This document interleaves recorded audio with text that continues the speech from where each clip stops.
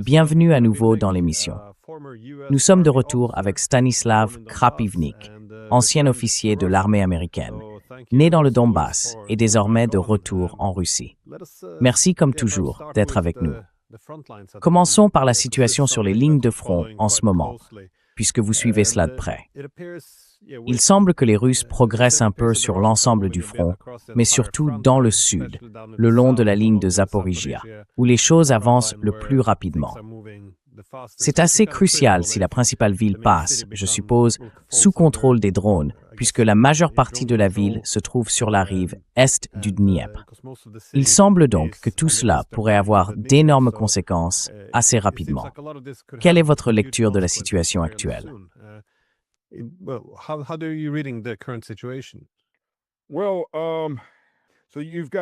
bien, il reste deux grandes villes à Zaporizhia qui sont dans une position défendable.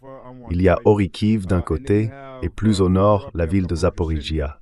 Le front est de Zaporizhia était tenu par Huliaïpol. Et Huliaïpol n'a pas Huliaï très loin, ne s'est pas trop éloigné, avant de tomber. Au départ, les forces russes ont eu beaucoup de difficultés à prendre Huliaïpol, car elle est située sur une colline entourée de plaines ouvertes, de terres agricoles. Donc, y accéder est en réalité assez difficile car on est exposé de tous les côtés. Il y a une raison pour la Djipor.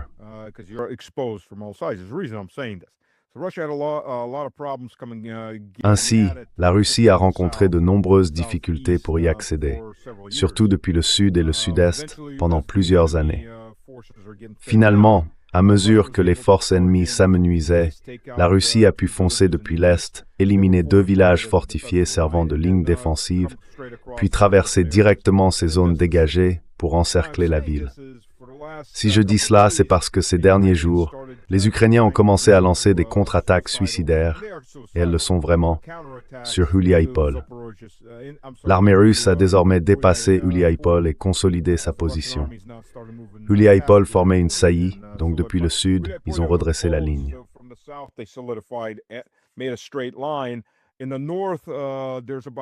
Dans le nord, environ la moitié de ces positions fortifiées sont encore aux mains des Ukrainiens, mais elles sont en train d'être encerclées, car la Russie les a contournées là où il n'y avait pas de troupes et a établi des positions plus au nord, avant de redescendre sur elles. Environ la moitié ont déjà été nettoyées. Les autres, eh bien, soit elles tiennent et meurent, soit elles se rendent, car s'échapper est très difficile. Les forces russes se trouvent des deux côtés de cette ligne fortifiée, et c'est un terrain complètement dégagé, donc la couverture par drone est dense. Les Ukrainiens ont commencé ces attaques suicides, essayant de foncer vers Zaporizhia, enfin je veux dire vers Huliaïpol. J'imagine qu'au mieux, leur mission consiste à survivre assez longtemps pour hisser un drapeau, prendre une photo, et ensuite, quoi qu'il arrive.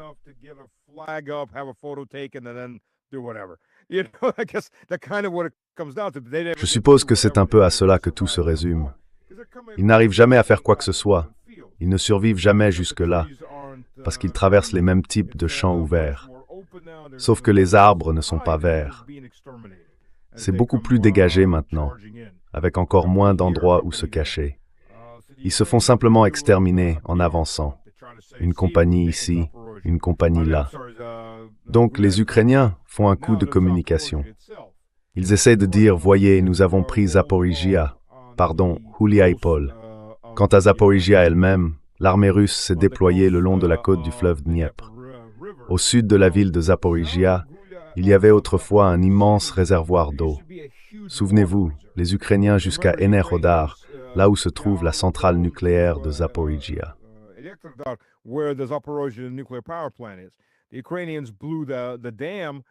Les Ukrainiens ont fait sauter le barrage, ce qui a également emporté plusieurs positions russes au sud, en face de Kherson. Celles-ci ont été reconstruites depuis. Mais le problème, c'est que tout le lac ne s'est pas simplement vidé pour devenir une plaine dégagée à traverser. Il s'est transformé en un immense marécage. On ne peut pas vraiment y faire grand-chose, car c'est de la boue, c'est marécageux et très exposé. Ils n'ont donc tiré aucun avantage dans leur tentative de prendre la centrale nucléaire de Zaporizhia.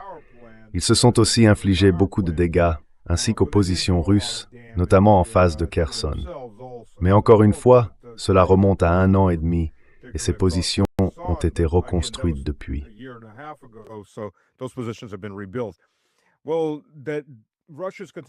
Eh bien, la Russie a continué à avancer le long de la lisière de cette nouvelle zone marécageuse. J'imagine qu'un jour, le barrage sera reconstruit et cette région redeviendra un grand réservoir d'eau.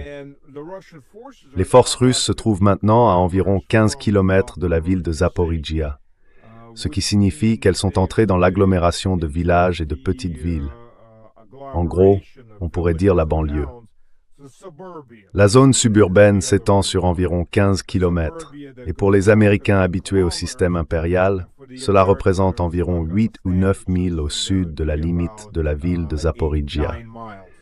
Quiconque vit en Amérique connaît ces immenses villes sans fin qui débordent de leurs frontières et s'étendent encore et encore, la banlieue.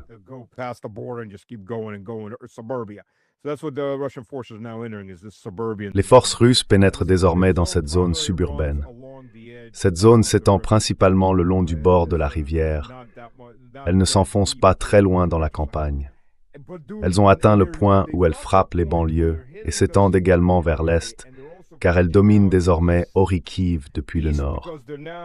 Elles progressent de plus en plus, surplombant Orikhiv en avançant depuis le sud. C'est la dernière grande position fortifiée avant Zaporijia, en dehors de la ville même de Zaporijia. La ville de Zaporijia est une zone plate et ouverte avec un seul grand pont traversant le Dnier qu'il sera difficile de défendre.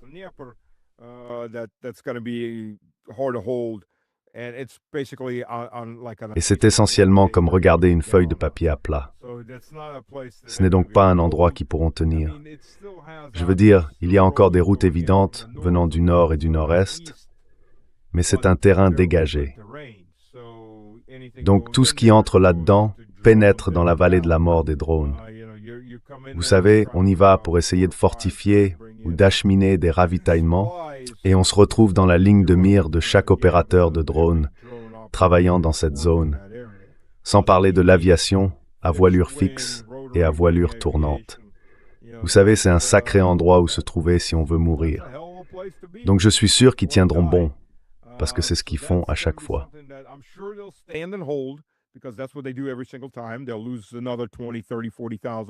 Ils perdront encore 20, 30, peut-être 40 000 personnes là-bas, transformant la ville en ruine que la Russie finira par reconstruire.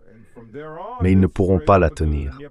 De là, c'est tout droit vers l'oblast de Dnipropetrovsk depuis le sud. Après Dnipropetrovsk, ils seront repoussés vers le nord, en direction de Poltava. Ce pont, cette zone de passage, mène directement à Kryvyi Rih. Il mène vers Nikopol.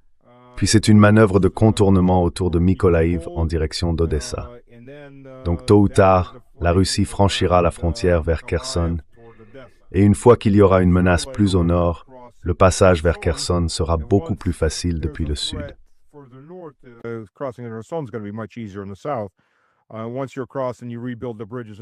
Une fois que vous aurez traversé et reconstruit les ponts vers Kherson, ce sera une avancée vers Mykolaïv, puis après Mykolaïv, vers Odessa.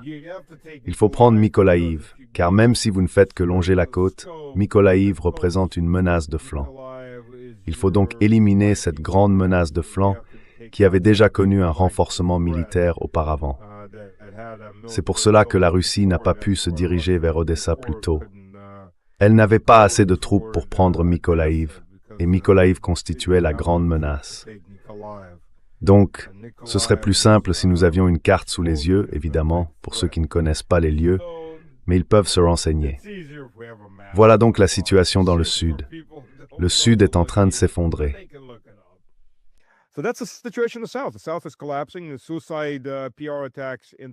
Les attaques suicidaires de relations publiques contre Huliapol se terminent chaque jour de la même manière, avec beaucoup de morts ou de corps mutilés.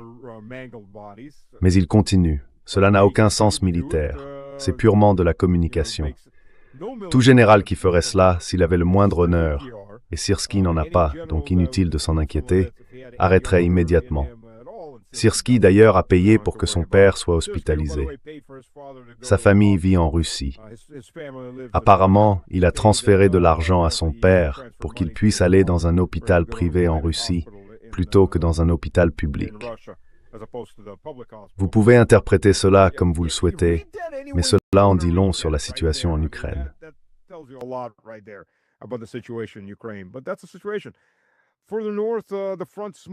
Mais c'est la situation. Au nord, le front avance, plus lentement, sauf autour de Kostiantynivka. Il y a maintenant une poussée vers le sud-ouest de Kostiantynivka. Nous verrons à quelle vitesse cela se dégage, car la Russie envoie dans Kostiantynivka les réserves qu'elle utilisait pour Mirnograd, le combat au nord de là, et l'Ukraine jette ce qui lui reste de réserves dans Kostiantynivka pour essayer de l'arrêter. Kostiantynivka est environ à 65% encerclée. Encore une fois, l'Ukraine adore se mettre la tête dans le nœud coulant autant que possible, puis crier « Nous sommes toujours là ». Je veux dire, ils affirment encore qu'ils se battent à Mirnograd.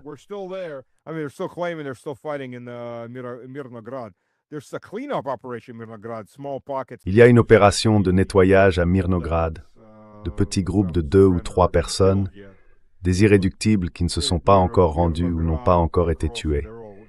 Mais à Mirnograd, à Pokrovsk, les combats sont terminés depuis un certain temps déjà. C'est ce que nous constatons. Maintenant, nous voyons, dans l'oblast de Sumy et celui de Kharkiv, surtout à Sumy, une série de nouvelles incursions. Elles sont toutes petites, relativement limitées pour l'instant, mais on dirait qu'ils sont en train d'aplanir la frontière, si l'on peut dire, car la frontière est très irrégulière par endroits. Ils coupent donc ces kilomètres supplémentaires de frontière pour la redresser. Je suppose que c'est une meilleure façon de le formuler.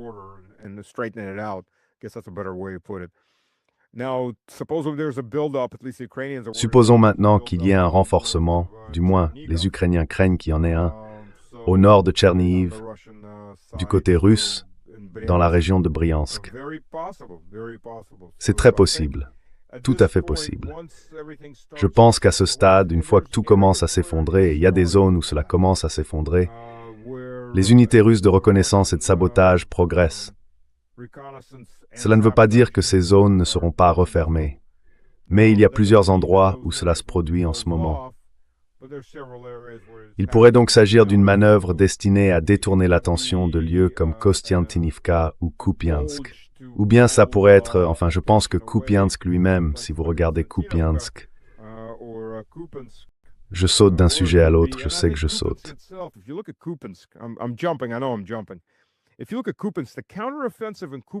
Si tu regardes Kupiansk, la contre-offensive là-bas s'est déroulée trop facilement.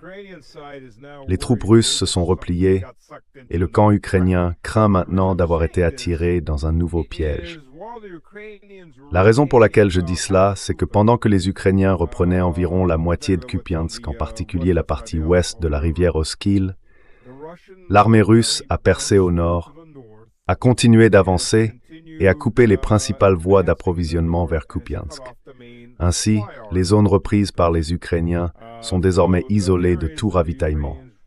Donc super, ils se sont remis dans le sac eux-mêmes.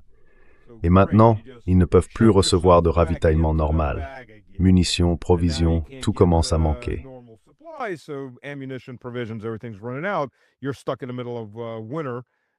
Vous êtes coincé en plein hiver dans un paysage très abîmé, dévasté. Et l'hiver là-bas, pour bien comprendre, il fait froid à Moscou en ce moment. Enfin, relativement froid. Il fait environ -9, -10 aujourd'hui avec des variations entre -4 et -20. Si vous descendez à Donetsk, les températures oscillent entre +6 et -10. À +6, tout fond et se transforme à nouveau en boue. Donc, tout approvisionnement que les Ukrainiens reçoivent, sauf s'il s'agit d'une petite quantité qu'un drone peut transporter, ce qui n'est pas grand-chose, sert à ravitailler des soldats individuellement, pas des compagnies, pas des pelotons, même pas des équipes de tir. Dans cette zone, à moins de rouler sur des routes aménagées, vous ne pouvez aller nulle part, car la boue monte et descend, monte et descend.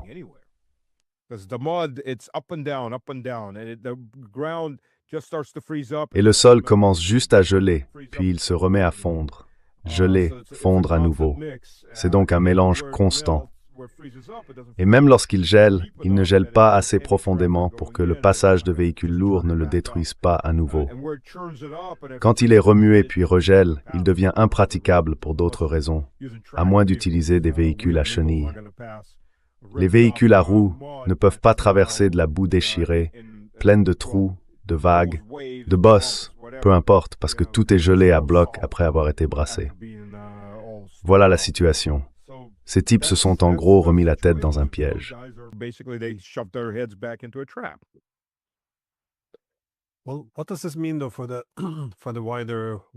Eh bien, qu'est-ce que cela signifie cependant pour la guerre dans son ensemble? Et encore une fois, on la définit désormais comme une guerre par procuration, car il semble que le conflit pourrait entrer dans une toute nouvelle phase. D'abord, en Ukraine, on voit la Russie s'en prendre très fortement au réseau électrique, ce qui montre désormais un impact bien plus important et durable qu'auparavant. La capacité à tout réparer ensuite s'érode. Dans le même temps, les Européens ne sont pas tout à fait prêts à admettre qu'ils ont perdu la guerre. Alors, ils continuent d'insister pour que l'Ukraine poursuive le combat. Mais on voit aussi le président français déclarer qu'ils ont en quelque sorte pris le signal de Moscou, les Russes affirmant que l'Ukraine se trouve, je crois, dans quelque chose comme la portée de la colère russe.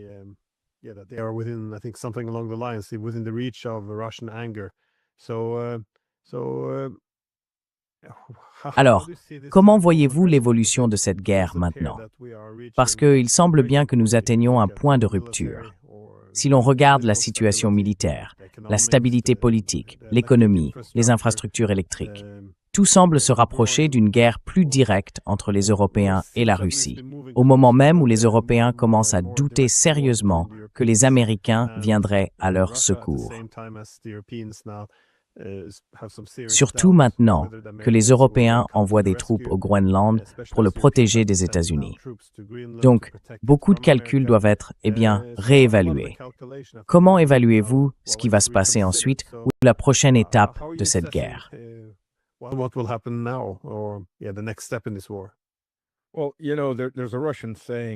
Eh bien, vous savez, il y a un dicton russe, la faim arrive au milieu du dîner. Donc, une fois que Trump aura fini d'avaler le Groenland, je vous garantis que la prochaine cible sera l'Islande. C'est plus proche et ce serait plus facile pour les Européens de la soutenir sur le plan logistique. L'Islande possède beaucoup de terres rares, beaucoup d'énergie sous forme géothermique, ce qui est idéal pour les centres de données, pas besoin de payer pour les refroidir, il suffit d'ouvrir les fenêtres. C'est un environnement froid. L'Islande, je vous garantis que ce sera la prochaine. De plus, elle ne fait pas partie de lui-même, soit dit en passant. Mais elle sera à l'abri des Chinois et des Russes, car les flottes chinoises et russes ne font que rôder, attendre. Vous savez, attendre.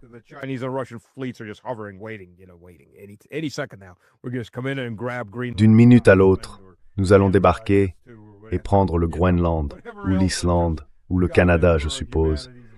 Tout ce qui passe par la tête du Dieu empereur de l'humanité ce jour-là. Quant à l'Ukraine, je ne dirais pas qu'ils peuvent la sauver. Mais la seule chose qu'ils peuvent faire pour stabiliser le front, au moins pour un temps, c'est que les Européens se mettent à envoyer tout ce qu'ils ont. Et ce n'est qu'un pansement sur une plaie à la jugulaire. La question, c'est combien de temps cela empêchera le sang de couler? Pas très longtemps. Parce qu'ils se feront anéantir de la même manière.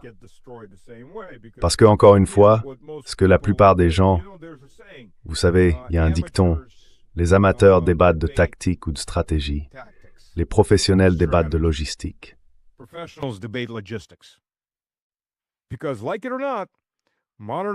Parce que, qu'on le veuille ou non, les armées modernes, enfin, on pourrait même dire les armées depuis les légions romaines, vivent et meurent toutes par la logistique. Sinon, on ne peut pas nourrir les troupes. Et vous savez, si l'on pense au Moyen Âge et après, il n'y avait pas grand-chose à fournir en dehors de la nourriture. De la nourriture et peut-être du bois d'allumage ou autre pour les chevaux et les hommes. Parce que les armes, à part les flèches et les carreaux, n'avaient pas vraiment besoin d'être réapprovisionnées. Les armées modernes, monseigneur, ne peuvent pas vivre sur les ressources locales. Il faut des pièces pour l'équipement, différents types de carburant, des tonnes de pièces de rechange. Tout cela, c'est du ravitaillement. Du vrai, pas seulement de la nourriture.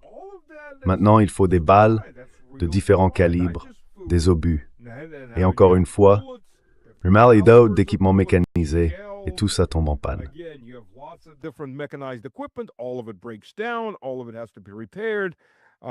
Tout cela doit être réparé.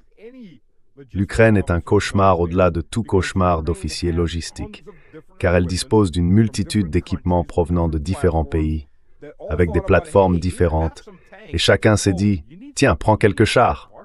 Ah, tu as besoin de pièces de rechange pour cela? Mince, on n'en a pas. » Regardez l'armée britannique. Le Royaume-Uni a envoyé, 12 ou 13 Challenger. La force blindée britannique cannibalise ses propres chars, car elle ne produit plus de pièces de rechange pour ceux déjà en service. On ne peut pas faire fonctionner une armée de cette manière très longtemps avant que le matériel ne tombe vraiment en panne. Et il faut des pièces de rechange, pas seulement des consommables comme des tuyaux ou des courroies, mais aussi des sous-ensembles importants, y compris des boîtes de vitesse et des reconstructions de moteurs.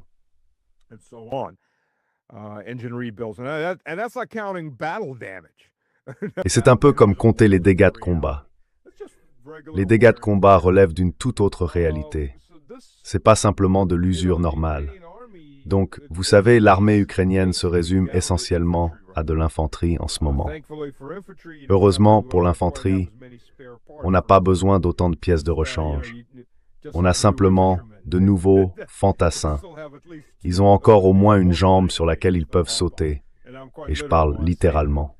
Il y a eu des vidéos de rafles où l'on voyait des recruteurs attraper littéralement des anciens combattants invalides, des types avec une seule jambe, et les pousser de force dans des bus pour les renvoyer au front. Des hommes qui avaient des papiers attestant qu'ils avaient été démobilisés parce qu'ils avaient déjà suffisamment donné de hurrah au régime despotique et criminel de Zelensky et y avaient perdu une jambe ou un bras.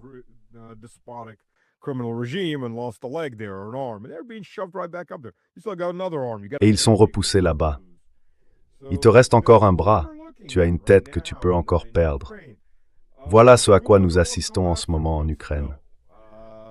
Est-ce que tout va s'effondrer d'un coup? Non. Tu sais, quand les armées occupaient des champs de bataille de 5, 10, 20 kilomètres, oui bien sûr, elles pouvaient s'effondrer en quelques minutes ou en une heure, à mesure que la nouvelle se répandait et que tout le monde commençait à fuir. Quand tu as des armées qui couvrent 1000 kilomètres, évidemment que non. Ça ne fonctionne pas comme ça. En plus, à l'intérieur, les communications sont contrôlées, mais il y aura des fronts ou des sections de fronts qui vont commencer à s'effondrer. C'est déjà le cas. Et ensuite, il y aura des avancées, puis encore d'autres avancées.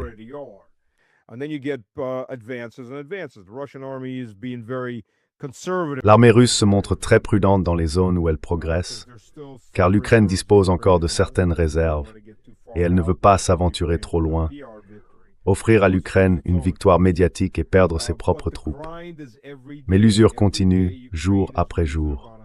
Chaque jour, l'Ukraine perd environ 1000 à 1500 soldats tués, sans compter les blessés. On peut au moins doubler ce chiffre pour les blessés qui ne reviendront pas au combat. En général, on observe un ratio de 3 blessés pour un mort, parfois jusqu'à 5 pour un, selon la situation sur le champ de bataille. Ainsi, on estime qu'en moyenne, les Ukrainiens perdent chaque jour l'équivalent d'une brigade de soldats morts et grièvement blessés, un peu moins qu'une brigade complète. Et maintenant, multipliez cela, 60 jours, 100 jours. Vous voyez, tout s'accumule très vite. Et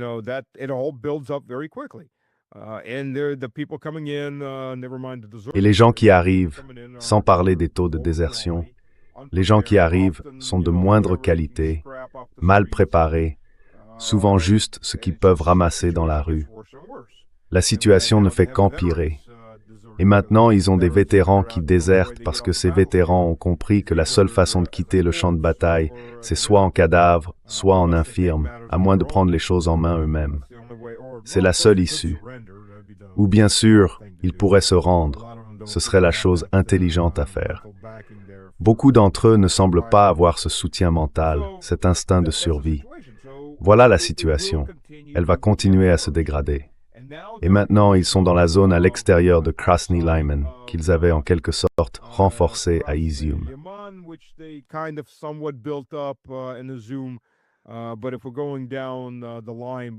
Mais si l'on descend la ligne, sans encore regarder du côté de Kharkov et de Soumy, leurs grandes positions de regroupement ont disparu. C'est fini. Ils les ont toutes perdues, sauf Slaviansk, Kramatorsk et Konstantinovka. Et cela ne représente qu'une mince portion au nord. Le reste de cette ligne vers le sud, c'est terminé. Ils ont été repoussés de ces positions. La Russie l'a fait lentement, par attrition et en préservant ses forces. Les bombes, les bases avancées, les drones et les obus coûtent moins cher que des hommes et sont plus faciles à remplacer. Et quand on surpasse l'ennemi par 5 ou 6 tubes contre 1, on détient la supériorité aérienne, surtout pour ce qui est des bases avancées. Même avec une main attachée dans le dos, la manière dont la Russie combat aujourd'hui, puisque ce n'est toujours pas une guerre déclarée, elle a broyé la chair ukrainienne.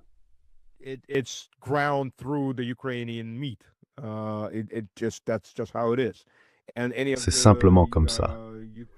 Et tous les mercenaires qu'ils ont fait venir ont été broyés eux aussi. Ils continuent d'en faire venir, des mercenaires d'Amérique latine. Je ne comprends pas pourquoi ces gens partent se battre dans une guerre étrangère pour des personnes qui les considèrent à peine mieux que des babouins, avant de les envoyer dans des attaques suicides. Je veux dire, il y a plein de vidéos publiées par des mercenaires colombiens, brésiliens, vénézuéliens, criant « Sortez-moi d'ici ». Tu sais, je devais garder un dépôt et maintenant je suis dans une escouade suicide, ou des blessés simplement allongés là. Je me souviens de l'un d'eux, son compagnon d'armes est mort et en train de pourrir, et lui est là, le deuxième jour, les 2 jambes transpercées par des balles, pendant que les Ukrainiens passent juste à côté de lui, en retraite. Il dit, « Ils ne viendront pas me chercher. »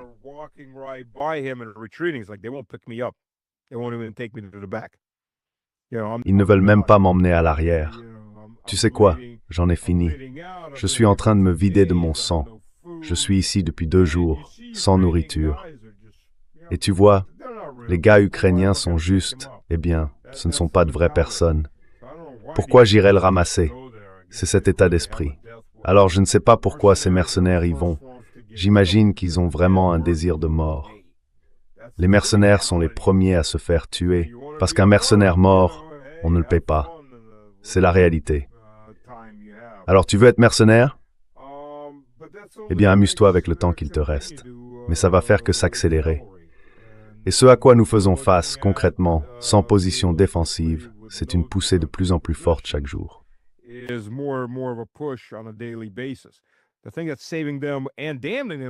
Ce qui les sauve et les condamne en même temps, c'est la météo. Cela les sauve parce que les engins lourds ne peuvent pas vraiment se déplacer non plus du côté russe, bien sûr, à travers ce genre de champs. Je vais parler du matériel occidental. Le matériel occidental est défectueux dans ces conditions depuis la Seconde Guerre mondiale. Il est trop lourd et utilise des chenilles étroites, donc il s'enfonce. Les nazis avaient exactement le même problème. J'imagine que personne n'a jamais tiré la leçon. Le matériel russe a des chenilles plus larges, il fonctionne mieux, mais il se bloque quand même. Il se déplace mieux, mais cela reste un problème. Donc tant que le sol ne sera pas sec, ou qu'un vrai gel dur ne se sera pas installé, on ne verra pas beaucoup d'engins lourds en mouvement.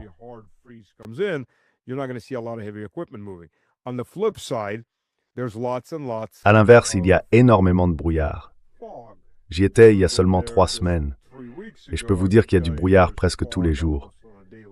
Parfois, ce brouillard est si épais qu'on n'y voit pas à plus de 2 mètres. Les drones ne volent pas dans le brouillard. Les drones ne volent pas sous la pluie. Les drones ne volent pas par vent fort.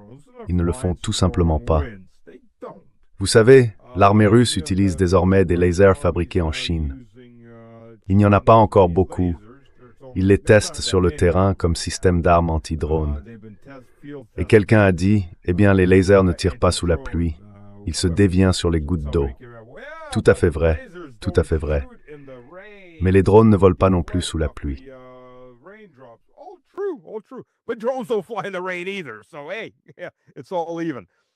Alors, bon, tout est à égalité. Voilà la situation en ce moment. Il y a beaucoup de pluie et de tempêtes de neige, beaucoup de vent et énormément de brouillard.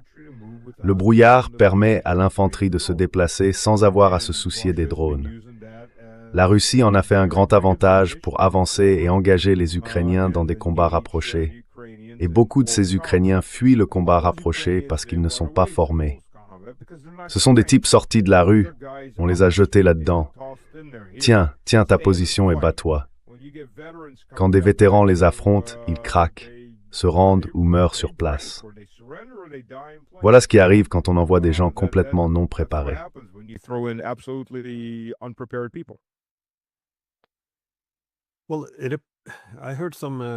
Eh bien, j'ai entendu dire que, vous avez probablement vu l'interview avec Tucker Carlson. Il a interviewé le professeur Sergei Karaganov. C'est un conseiller de longue date de plusieurs présidents russes.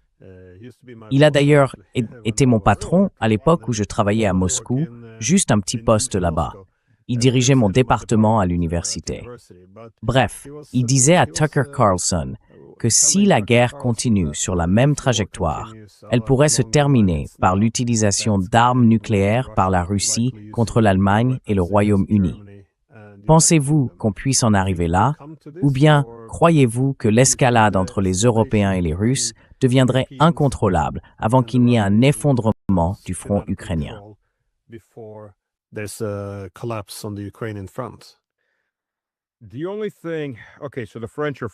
La seule chose, d'accord, donc les Français sont français, et je pense pas qu'ils vont utiliser des armes nucléaires parce qu'ils seraient exterminés, et ils le savent.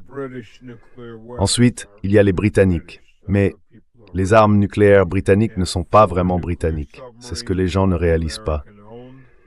Ils ont 4 sous-marins nucléaires, tous appartenant aux Américains.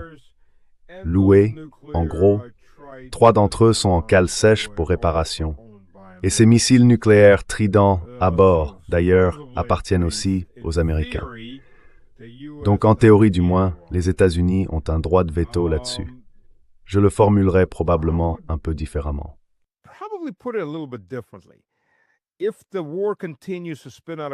Si la guerre continue de devenir incontrôlable entre la Russie et les États-Unis, il y aura probablement au moins un échange nucléaire limité. À quel point limité? C'est une bonne question, car comment peut-on limiter un échange nucléaire une fois que le cycle a commencé? Je ne sais pas. Je n'ai pas de réponse à cela. Personne n'en a, car heureusement nous sommes ici et non dans la série Fallout. Nous n'avons pas encore emprunté cette voie. Vous savez, nous ne nous sommes pas encore bombardés mutuellement, heureusement. Et j'espère que nous avons d'autres projets pour l'été, que vous savez, survivre dans un désert post-apocalyptique. Donc oui, c'est bien plus amusant de regarder ça à la télévision, je pense, que de le vivre en réalité.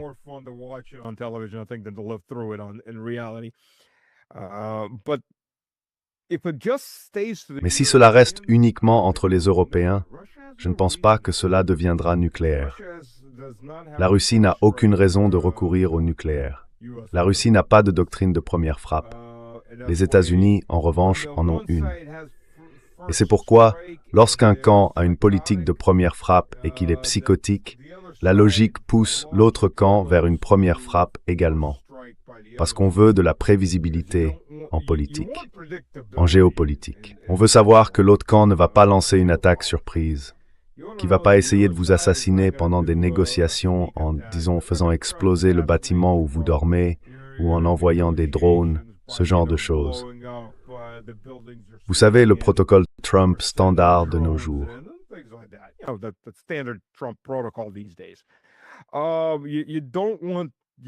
Vous voulez que l'autre camp soit prévisible, car si eux sont prévisibles et que vous l'êtes aussi, tout le monde peut baisser la garde, se détendre du niveau DEFCON 5 et discuter. Si l'autre camp risque d'essayer de vous assassiner ou de lancer une première frappe, la logique veut que vous frappiez les premiers dès que vous le pouvez. Et cela devient alors une course qui fera la première frappe en premier. C'est évidemment un scénario très mauvais. Ce n'est pas exactement une situation gagnant-gagnant, mais c'est malheureusement la logique que nous observons en ce moment. Espérons donc que les choses se calment. Mais si les États-Unis rompent avec l'OTAN, ce que j'espère vraiment pour des raisons évidentes, alors ce ne sera plus qu'un affrontement entre les Européens et la Russie.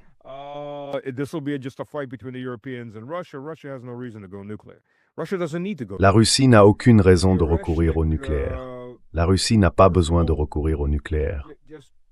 L'avant-garde, tout d'abord faisons un pas en arrière à propos de l'avant-garde, parce que la presse occidentale en parle comme d'un missile balistique. C'est vrai, et ce ne l'est pas. Le missile lui-même est un missile balistique, il suit donc une trajectoire balistique jusqu'à un certain point. Les systèmes antiaériens peuvent fonctionner sur des trajectoires balistiques, car c'est une formule que l'on peut calculer. Vitesse, vélocité, angle d'ascension. On peut y insérer ces données, et si c'est une trajectoire balistique typique, on peut en gros déterminer, si l'on dispose de suffisamment de temps, où il va retomber dans la zone et placer quelque chose sur sa trajectoire pour tenter de l'intercepter. C'est tout l'enjeu de la défense antimissile. Le problème, c'est que le missile qui propulse l'ogive avant-garde dans l'espace est un missile balistique.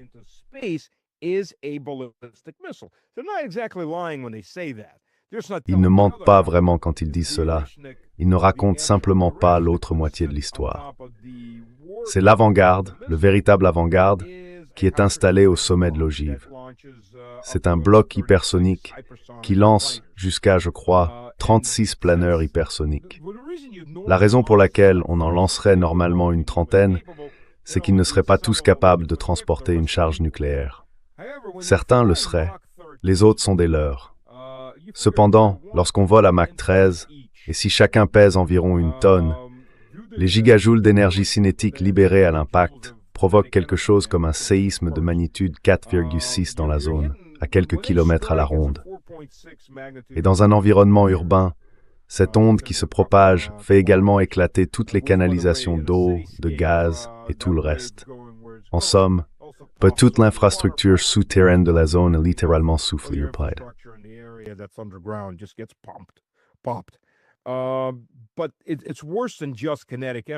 Mais c'est pire que de simples effets d'énergie cinétique. Je veux dire, chacun de ces projectiles peut facilement détruire un gratte-ciel et le pâté de maison environnant grâce à son énergie cinétique. Mais ce que tu obtiens, c'est plus que ça. Tu gagnes un autre prix en prime. Tu obtiens l'enveloppe de plasma à 4000 degrés Celsius. Le Soleil, lui, est à 6000 degrés Celsius. Donc tu obtiens de la fusion, de la désintégration, de tout ce que cela touche dans cette zone. En brûlant à travers 6 ou 7 étages de béton armé, cela va détruire tous les bunkers ou structures qui s'y trouvent, en plus des dégâts thermiques résiduels ensuite. Le fait est qu'à cette température, ce plasma brise simplement les liaisons atomiques et les atomes se libèrent.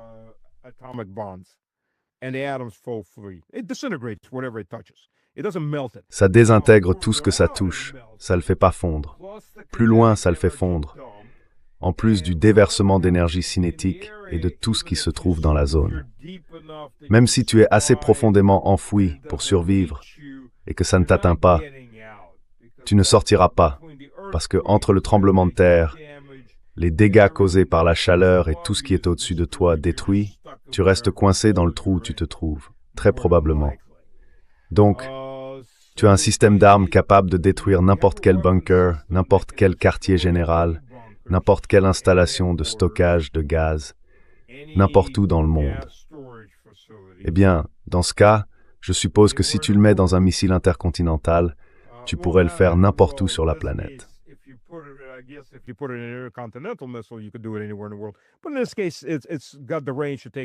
Mais dans ce cas, elle a la portée nécessaire pour frapper tout ce qui se trouve jusqu'à, et y compris, l'Irlande et l'Islande. Alors, veux-tu te battre? Tu sais, si l'OTAN, ou quel que soit le quartier général concerné, déclare la guerre à la Russie, je ne conseillerais pas d'être à l'intérieur du quartier général de l'OTAN, ni même à proximité dans les 20 minutes suivant la déclaration. Il est plus probable que des Russes viennent rendre visite. Alors, la Russie se battrait-elle de manière conventionnelle? Oui, je pense que la Russie gagnerait de toute façon une guerre conventionnelle. La Russie veut-elle l'Europe? Non. La Russie ne veut absolument pas de l'Europe. La plupart des Russes ne veulent plus rien avoir à faire avec l'Europe à ce stade. Les régions centrales de l'Ukraine sont la patrie ethnique russe, tout comme le Kosovo et la patrie serbe. En dehors de cela, non, il n'y a aucun désir d'aller plus loin. Tout cela, c'est de la propagande occidentale, c'est du baratin. Et jusqu'à présent, la Russie n'a pas constitué la logistique nécessaire pour aller aussi loin.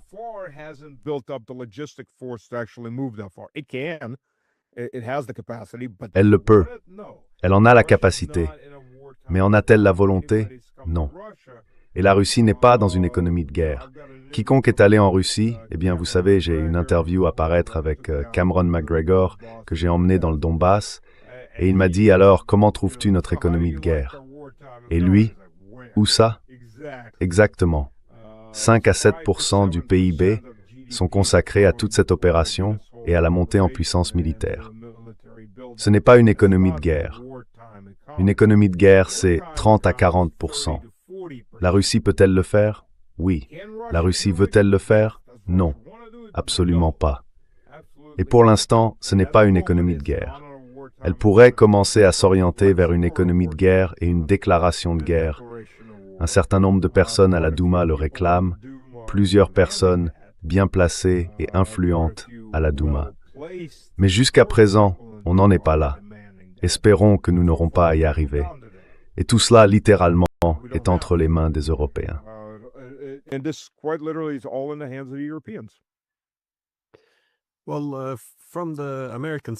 Eh bien, du côté américain, il continue de suggérer que nous sommes en réalité proches d'un accord. L'ambassadeur des États-Unis auprès de l'OTAN, Whitaker, a fait une remarque. Il a dit qu'il ne restait plus qu'une dernière étape pour mettre fin à la guerre en Ukraine. Ai-je manqué quelque chose? Se rencontrent-ils? Sont-ils proches d'un accord? Je ne sais pas. Encore une fois, la question énergétique est très importante pour les Ukrainiens. Zelensky dit qu'il s'agit d'une crise difficile à gérer, mais que ce n'est pas une crise stable. Elle ne cesse de s'aggraver très très rapidement. Je comprends donc pourquoi une situation désespérée pourrait pousser l'Ukraine à faire de nouvelles concessions. Mais il semble assez clair que les Russes ne sont pas prêts à faire d'autres concessions que celles qu'ils ont déjà faites. Et étant donné que cela est jugé inacceptable à la fois par les Ukrainiens et par les Européens, je ne sais pas, à ton avis, quelle est la probabilité que cela se produise?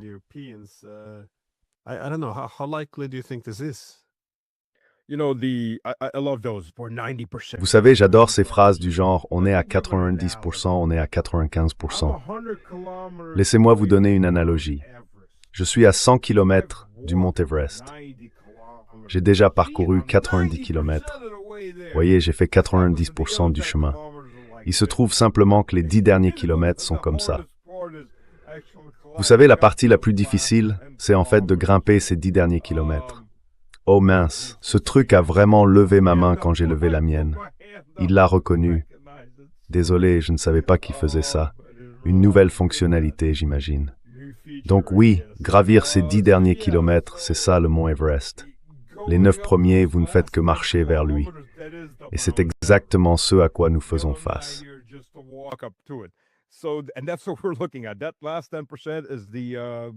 Ces derniers 10% sont le pont trop loin. Vous savez, Market Garden, le pont trop loin. C'est la même chose. Parce que d'abord, le levier que l'Occident pensait avoir sous la forme du Donbass, de Zaporojie ou de Kherson font littéralement jour après jour, des dizaines de kilomètres et plusieurs localités chaque jour, à mesure que l'armée russe avance. Et elle avance chaque jour. Donc plus cela dure, moins vous avez de levier si tant est qu'il en reste. Ensuite, pensez-vous vraiment qu'une fois que la Russie aura pris 20, 30 ou 40% de l'oblast de Kharkiv ou de celui de Sumy, elle va faire demi-tour et les rendre? Non.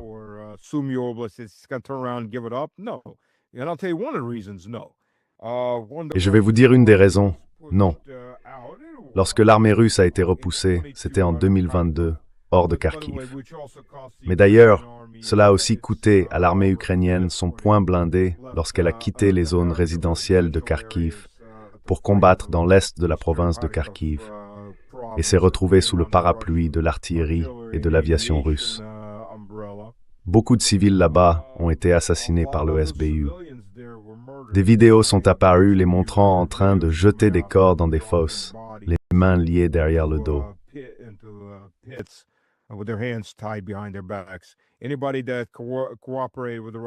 Toute personne ayant coopéré avec l'armée russe, non seulement parce qu'il y avait des Russes qui les attendaient, mais aussi toute personne ayant travaillé dans ces villes, comme les employés municipaux qui continuaient à faire leur travail, était considérée comme un ennemi de l'État et exécutée, torturée, assassinée. Et l'armée russe sait très bien, tout comme le gouvernement, que si jamais ils quittent à nouveau ces zones, ils devront emmener toute la population, car sinon ces gens seront tués, s'ils ne l'ont pas déjà été. Donc vous êtes, comme je l'ai dit, dans une situation du type « diamant infra pour $1 ». C'est à peu près la même chose à laquelle vous êtes confrontés ici. La Russie ne se retirera donc pas de ces territoires. Quel que soit le levier qu'elle pense avoir, il s'évapore, et la situation évolue dans la mauvaise direction pour les Européens ou pour quiconque participe à ces négociations.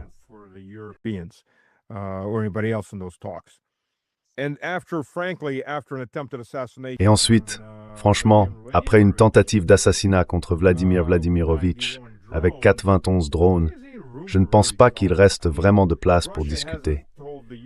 Je veux dire, la Russie n'a pas dit aux États-Unis d'aller se faire voir, mais je ne pense pas que les négociations soient mortes, pour ainsi dire. Peu importe les arguments que Zelensky avance. Le problème avec Zelensky, que beaucoup de gens refusent de comprendre, parce que bien sûr, pour la plupart des gens, cela n'aurait aucun sens, c'est que Zelensky ne se soucie pas des Ukrainiens. Ses parents sont en Israël, sa femme et ses enfants sont à Londres. Il ne prendra pas sa retraite en Ukraine.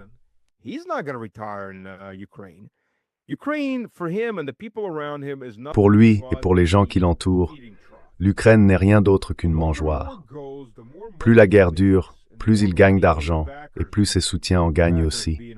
Des soutiens basés à Washington, à Londres et ailleurs.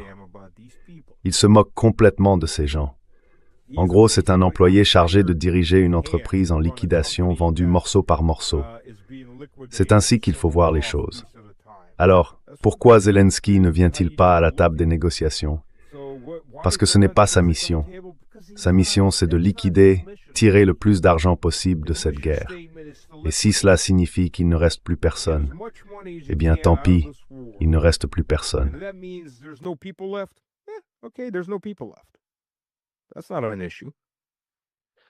Ce n'est pas un problème.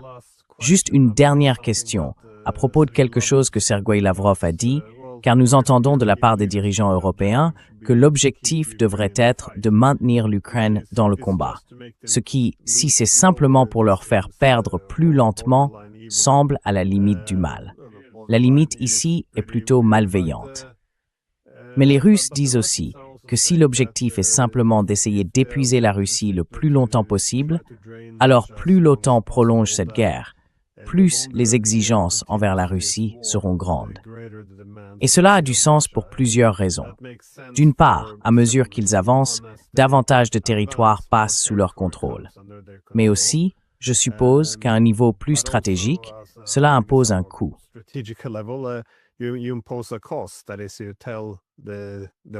Autrement dit, on dit à l'adversaire, l'OTAN en l'occurrence, que s'il ne se soucie pas beaucoup des pertes humaines, alors la perte de territoire stratégique devient un véritable problème. Ainsi, chaque jour où la guerre se poursuit, nous prendrons davantage. Les Russes ont déjà déclaré que nos exigences ne feront qu'augmenter à partir de maintenant. Si vous n'acceptez pas l'accord, ce sera pire demain. C'est une bonne incitation pour pousser l'adversaire à conclure l'accord aujourd'hui, s'il comprend cela. Quoi qu'il en soit, ce que je voulais dire, c'est que Sergueï Lavrov a accordé une interview le 14 janvier, dans laquelle il a déclaré que nous devions avoir une discussion sérieuse sur l'avenir de la population en Crimée et en Novorossia.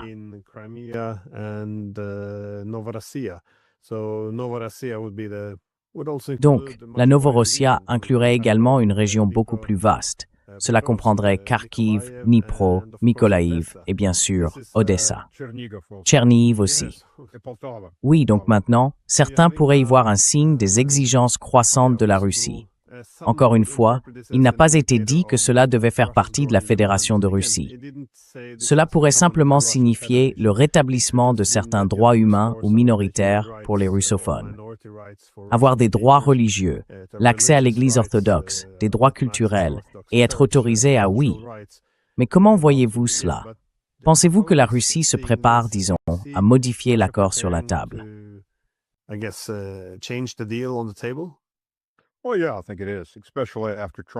Eh bien oui, je pense que c'est le cas, surtout après les dernières manœuvres de Trump. Je pense que Vladimir Vladimirovitch ne s'est pas beaucoup montré. Il est apparu hier et à quelques autres occasions, mais on ne l'a pas beaucoup vu. Et quand Poutine se tait pendant une longue période, eh bien dans ce cas, c'était en partie à cause des fêtes, et en partie, je pense, parce qu'il y a beaucoup de réflexions stratégiques en ce moment sur la manière d'aborder la situation. Et tout cela a commencé avec la tentative de Trump, absolument à mon avis, et pas seulement au mien, une tentative d'assassinat de Poutine. Parce que si vous remarquez ce qui s'est passé avant les discussions, juste avant l'arrivée de Zelensky, Trump a eu une conversation téléphonique avec Poutine. Et à peu près à ce moment-là, cet ordre a dû être donné pour lancer ces drones.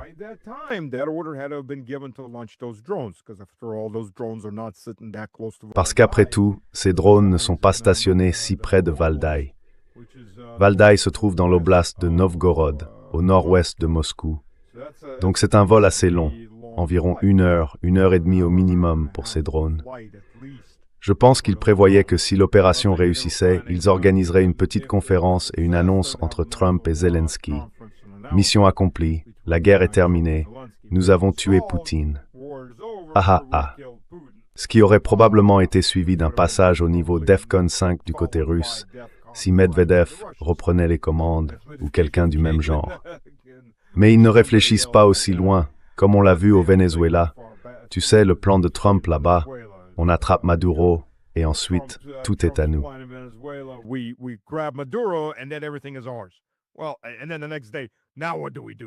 Et puis le lendemain, que fait-on maintenant? Bon, maintenant on commence à planifier, tu sais, les choses qu'on est censé faire avant de se lancer dans une nouvelle aventure. Et je pense que l'Amérique, entre le fait de devoir décider quoi faire avec le Venezuela, de réfléchir au Groenland, de se demander s'ils vont commencer une nouvelle guerre avec l'Iran, parce qu'au passage, ces manifestations en Iran sont terminées, en partie parce que l'Iran et la Russie sont désormais très proches sur le plan militaire. Et la Russie a apporté du matériel pour neutraliser le Starlink de Musk, qui était utilisé par diverses factions soutenues par l'Occident pour provoquer les troubles qu'elle provoquait et les meurtres qu'elle commettait. Et tout s'est arrêté très vite.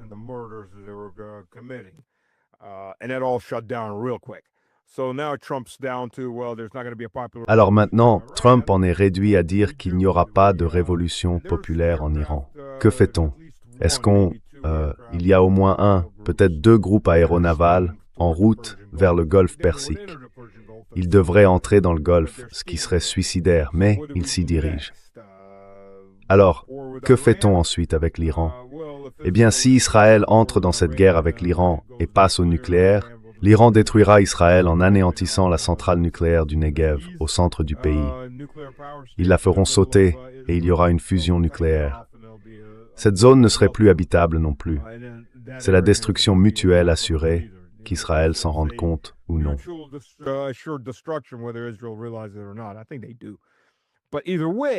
Je pense que oui. Mais quoi qu'il en soit, l'attention de Trump s'éloigne complètement enfin, on ne parle même plus de la Chine ni du reste. Ils essayent toujours de pousser l'Inde à entrer en guerre contre la Chine, ce qui n'intéresse pas vraiment les Indiens. Alors, qui sait quelles nouvelles idées Trump va encore avoir? car le dernier regain de tension entre le Pakistan et l'Inde portait clairement la marque des Américains du côté pakistanais. Et ce n'étaient certainement pas les Chinois qui poussaient les Pakistanais à agir. Donc, je ne sais pas. Mais dans tous les cas, tout cela mérite de l'attention, car soit dit en passant, Cuba, le Mexique, la Colombie et le Nicaragua figurent apparemment tous sur la liste noire de Trump, comme il l'a mentionné lui-même et comme Rubio l'a dit aussi. On dirait qu'il prépare quelque chose, peut-être une nouvelle tentative de type bail des cochons à Cuba.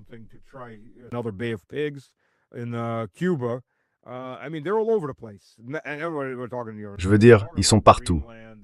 On parle du Groenland et de l'Islande et de l'ICE aux États-Unis qui causent toutes sortes de problèmes. On pourrait faire une émission entière rien que sur ça.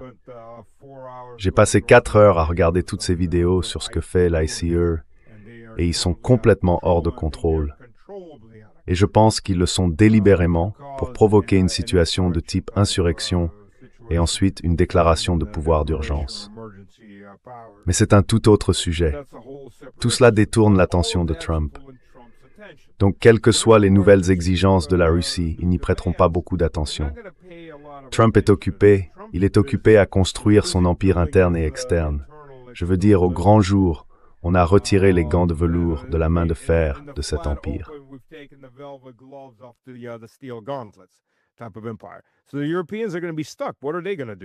Alors les Européens vont se retrouver coincés. Que vont-ils faire? La Russie formule de nouvelles exigences. Ils ont 2 options, reculer et y consentir, ou bien escalader. Escalader signifie la guerre. Des entreprises comme Rheinmetall recevraient alors un cadeau de bienvenue d'Erechnik. Voulez-vous aller en guerre? C'est là que tout se joue. Et chaque nation du bloc URA-OTAN va devoir répondre à cette question. Je pense que la moitié d'entre elles vont dire « Non merci, on se retire, on passe notre tour, on abandonne ». Et les Européens du Nord, les Scandinaves et les Polonais, dans ce cas, semblent très déterminés à faire la guerre. Je pense que les Français commencent à hésiter. Allez savoir. Ils sont de toute façon imprévisibles. Qui sait ce que demain apportera, ou la qualité de la coque que Macron obtient.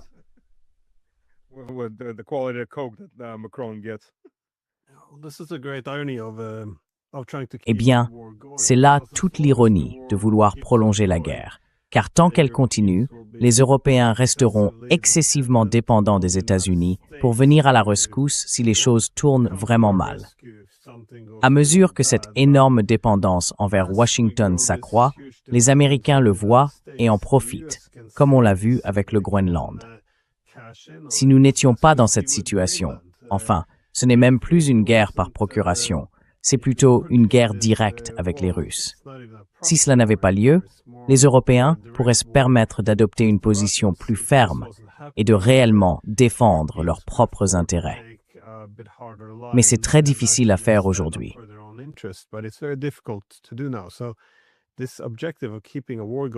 Cet objectif de maintenir la guerre en cours rend les Européens tellement dépendants et permet qu'ils soient ainsi déformés.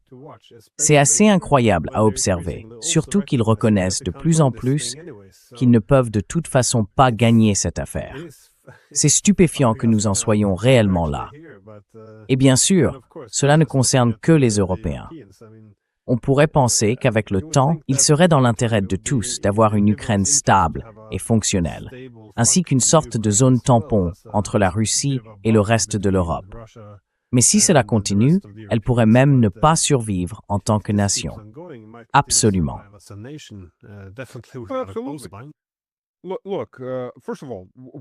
Écoutez, tout d'abord, que vont dire les Allemands aux Américains?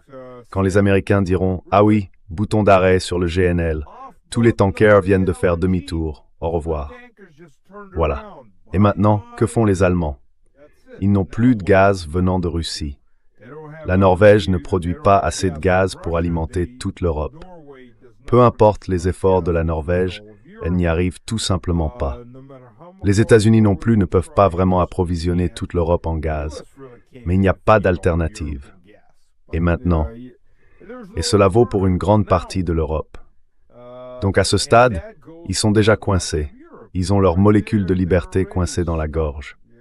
Alors que faire? Vous avez brûlé tous les ponts, et vous avez tout à fait raison.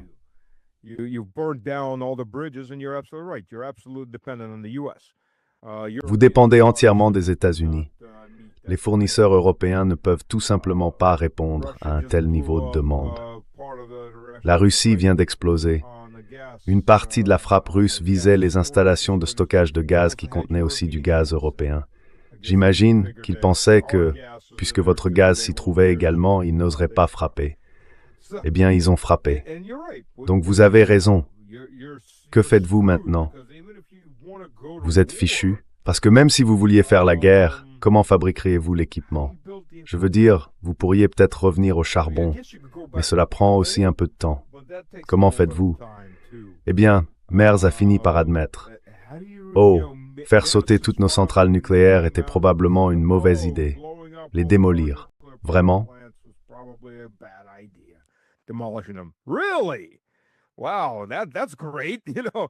Waouh, c'est génial. Vous savez, fermer la porte de la grange après que les chevaux se soient enfuis et que la grange est brûlée. C'est très logique. Mais c'est exactement la situation à laquelle vous êtes confrontés en ce moment. Alors, que font les Européens? Je ne sais pas. Je veux dire, je suis sûr que les États-Unis vendront des armes si les Européens abandonnent tout leur or, leur argent, leurs vierges. Enfin, je ne sais pas ce qu'ils vont encore devoir céder.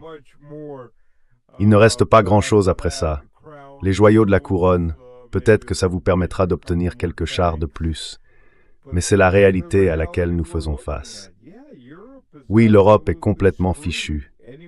Enfin, l'Europe non russe et en particulier la partie non austro-hongroise de l'Europe, qui semble au moins avoir retrouvé un peu de bon sens. Tout le reste de l'Europe est fichu.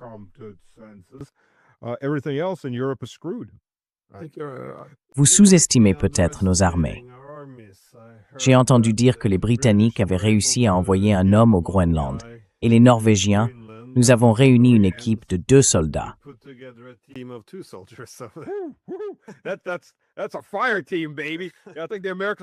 C'est une équipe de choc, bébé. Je pense que les Américains passeront par ici, te tendront une ration MRE pour que tu ne meurs pas de faim pendant qu'ils continuent leur route. L'Europe, d'ailleurs, n'a pas de logistique. Fait intéressant, la majorité, presque la totalité, de la logistique maritime est gérée par les États-Unis. Et je vais aller encore plus loin avec cette petite histoire, juste pour montrer à quoi ressemble la logistique américaine. J'étais chef de projet, en train de préparer un exercice. J'étais capitaine à ce moment-là. Nous déployions une unité aérienne du Tennessee jusqu'à Fort Jackson, en Floride, pour les embarquer sur des navires. J'étais responsable de tout cela, les amener à Henderson, au Texas. Henderson, je crois que ça s'appelait.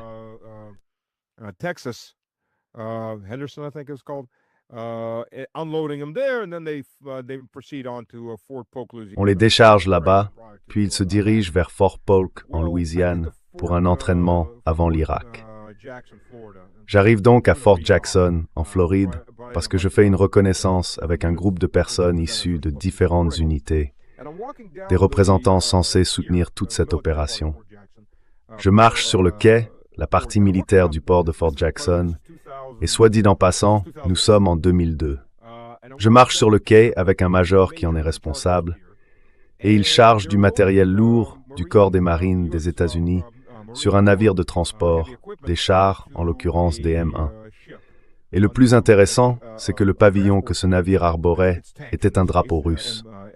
Je reste là à le regarder, en me disant « D'accord, qu'est-ce que je ne comprends pas ici, monsieur ?»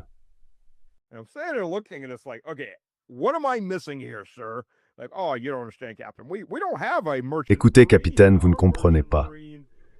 Nous n'avons pas de marine marchande. Notre marine marchande n'a pas construit de nouveaux navires depuis les années 1950. Et tous ceux qui restent sont en cale sèche, attendant d'être découpés pour la ferraille à New York ou dans les environs. Nous transportons tout sur des navires privés. Dans ce cas-là, à cette époque, c'était surtout des navires norvégiens, grecs et russes qui étaient utilisés. Donc même les États-Unis ont de gros problèmes. Je veux dire, ils peuvent nationaliser les navires de transport, mais il reste l'épine dorsale de la logistique navale pour toute l'OTAN. Alors oui, je vais commencer à larguer ces 3 pauvres types là-bas. Voilà un peu de nourriture, un peu d'argent pour en acheter davantage et quelques munitions. Vous êtes fichus. Franchement, que pourriez-vous faire?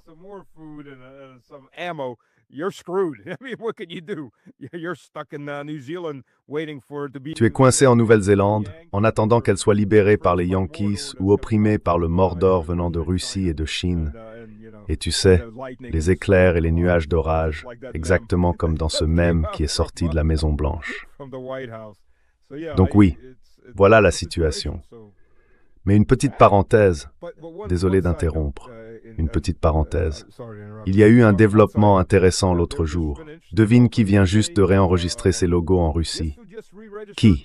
Mercedes-Benz. Vraiment? Et je pense qu'ils veulent récupérer leur usine. Environ 20 à 30% seulement des entreprises étrangères sont réellement parties. La plupart étaient allemandes. Elles ont suivi le mouvement, comme on leur avait dit. Les Américains, eux, ne sont pas partis ou ont simplement changé de nom, créé une filiale et sont restés. Mais les Allemands sont tous partis. Donc oui, Mercedes-Benz se réenregistre. On dirait qu'ils veulent revenir sur le marché, Keyone Redden Bay.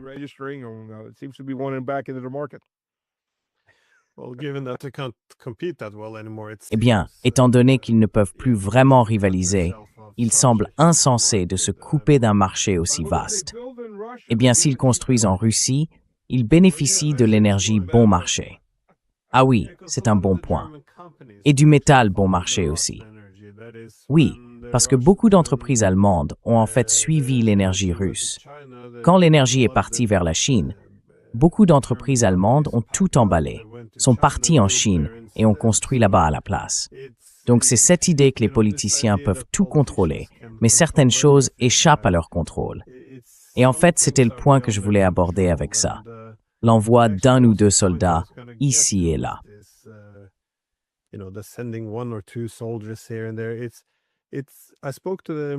Je leur ai parlé sur cette chaîne, en fait, avec l'ancien directeur de l'analyse sur la Russie à la CIA, George Beebe. Il faisait remarquer, c'était il y a presque un an, que la principale faiblesse des Européens était l'absence de stratégie. Autrement dit, avec une stratégie, on définit clairement ce que l'on veut atteindre, mais aussi comment on compte y parvenir, comment on obtient les ressources et comment on les alloue pour atteindre cet objectif, tout en tenant compte, bien sûr, de la manière dont l'adversaire réagira et répondra. Mais on peut dire qu'on ne voit rien de tout cela venir d'Europe. Ce ne sont que des discours normatifs sur ce qu'ils estiment être juste.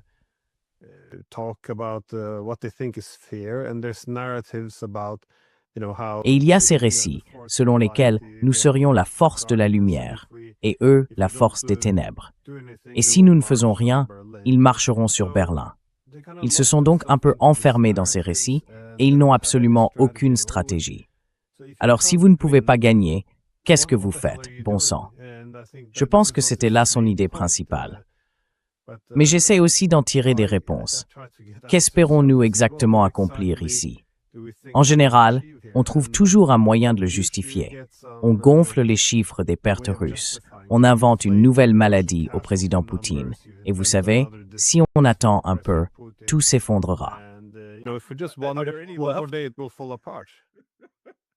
Y a-t-il des maladies dont il n'aurait pas encore soi-disant souffert? Je pense qu'il a survécu à la plupart des maladies à ce jour. Simon. C'est vraiment l'homme indestructible. J'adore lire les gros titres de la presse britannique. Ce sont des perles chaque jour. Mais ça va encore plus loin. Je veux dire, juste la semaine dernière, j'ai vu un article disant que les Russes souffrent tellement du manque de nourriture qu'ils ont commencé à se manger entre eux.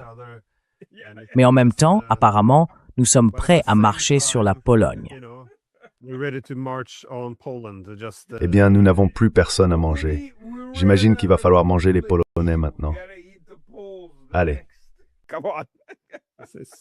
Ouais, non, c'est un peu fou, mais... Le grenier du monde, d'ailleurs, est désormais contraint de se dévorer lui-même. Je dirais que la propagande britannique n'est plus ce qu'elle était. Avant, ils s'en sortaient plutôt bien. Tu as raison, mais c'est bien plus drôle maintenant, tu sais. Beaucoup plus divertissant. Eh bien, merci beaucoup pour votre temps. J'apprécie vraiment. Toujours un plaisir. Au revoir.